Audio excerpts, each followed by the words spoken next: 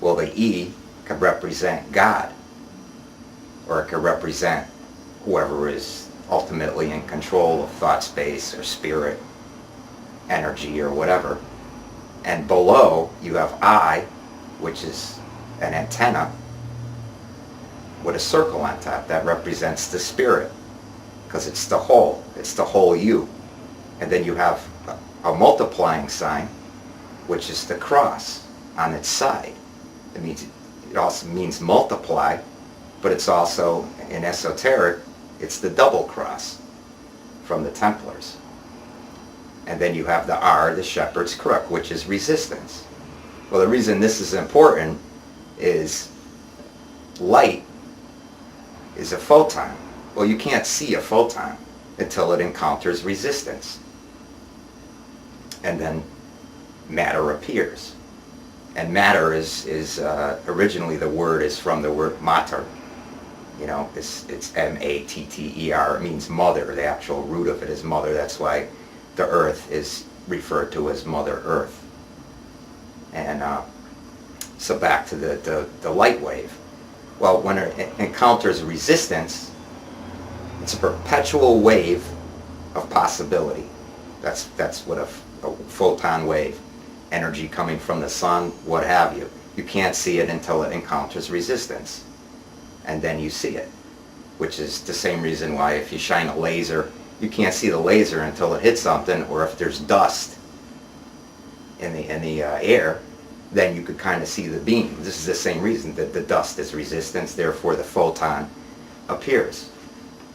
And so that's really what this Ohm's law, the electrical law, is telling you. It's like, no, the cosmos actually works that way if you understand the cosmos is electric. And it's plasma, which is the fourth state of matter. You have solid, liquid, gas, plasma. And you've all seen like plasma balls, you know, that you could touch them and the sparks come to your hand.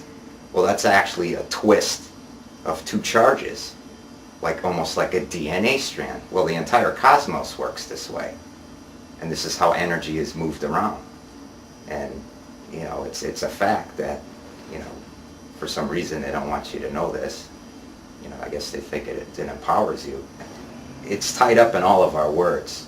So the letters that we use are originally numbers. Most of them, probably half of the alphabet, is taken from shapes of numbers, which are originally Hindu. And in the Arabic alphabet, which was built off of Aramaic, which was the language of Jesus, and you know, that's 6,000 plus years old. That language originally started in cruciform, you know, in tablets, and then they stylized it over time. Well, the Arabic alphabet's off of that as well, and the Arabic alphabet uses the Hindu number system directly to this day. They don't have their own symbols. You know, they still use the old Hindu, and then everybody knows the universal number set basically through money. You know, that's a good way to get that symbol around. Everybody understands that. And this is why it's code, because it's a number first. And then by spelling certain way words are put together, you're invoking things that they want to happen through speaking without even realizing it, because you're running programming. You know, when you're younger, you tend to have, I use examples, you have deja vus more and things like that. Well, why is that? Because you haven't been through the educational system, and there's many symbols and subliminal type processes, Pavlovian processes that are at work. And so when you're younger, you haven't been in the code that long. And as you get older, things like deja vus and things like that, you know, when you were a kid, it was like, wow, that's kind of neat. But they just go away because you're being programmed into the system. So this code is as old as time? Yeah, I really don't know, and I'm not even certain if it's from here initially. I believe that, you know, an aspect of it has been hijacked.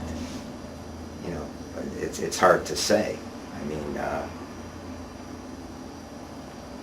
as far as archaeology and things like that, it's so hard to get any factual proof. They're always constantly giving you rabbit trails and different things that, oh, it's this way, it's that way, whether it's the pyramids or anything, whether they know what's going on or not, they just, don't tell you. So it's really hard. This alphabet, the Roman alphabet, you could trace back, like I said, to Aramaic is basically where our language came from, and the Phoenicians and most of the others. And prior to that, you had Akkadian and Sumerian, and that's it.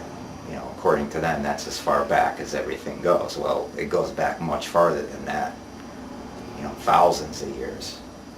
And so it's really difficult to say, where did this come from? Because some of them, they start for such primary symbols, like a circle with a dot in the middle of it. Right. And what is that? That's an eye. Right. And you're the pupil because you're in the center of the circle. You're in the center of the whole. So, really to understand this, you just have to start thinking in allegories, almost like the Chinese alphabet symbol system, the way they speak. Because you'll have a symbol, and then there's a tone and a pitch that matches that symbol, and you need to match it up to, what are we talking about, an apple or a rock or whatever. So you need to think in 3 dimensions when you're reading. We're not taught that way. We're taught basically it's a phonetic. This is A, this is B, and when you put these letters together, it means this word, which is apple. A-P-P-L-E, and then how to pronounce it. Well, there's a whole nother code that's there underneath it, as above, so below. So even with the alphabet, you have the one above, which is the spell that you're speaking, and then you have the subcode, which is going on simultaneously. Some of them are more harmless than others, but there's no coincidence that many of these words are crafted. If you look at the etymology of where words come from, this is where you start to see, well, things are being manipulated over time. We have our reality TV shows, and what they actually are doing is adjusting reality. It's a basic Pavlovian principle. They just keep hitting you with it. Even people who kind of ignore or disregard what's going on, you're still hearing it. And subliminal is a very powerful tool. And nowadays there's things that you can run subliminals in 180 languages simultaneously in the digital age. If somebody really wanted to be devious, you'd have no idea what was going on. Not to mention that whatever they're talking about, there's still the dualistic code embedded in that even.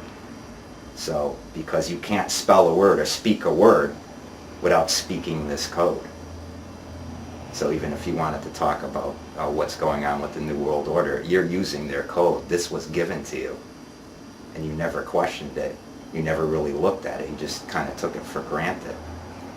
So, yeah, it's definitely an intriguing